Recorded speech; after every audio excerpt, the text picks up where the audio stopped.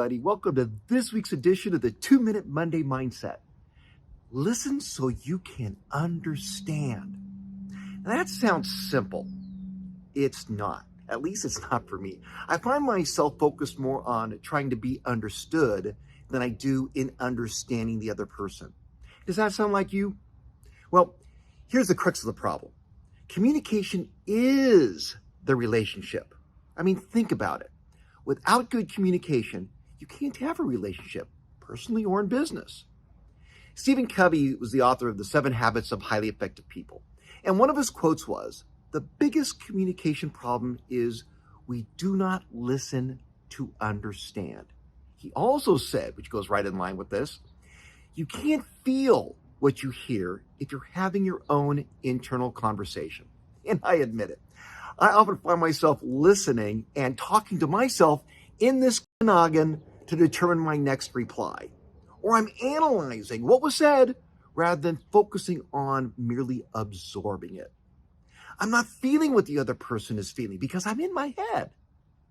I need to stay curious and be what you call an active listener. But how? Well, first by asking questions that kind of open things up in the right tone of voice. So you open the door so that they're going to reveal more. Like asking, "What'd you think?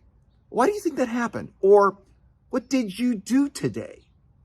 You're not instead saying like, "How was your day?" or "How are you doing?" where you get the usual, fine. See, that never opens things up.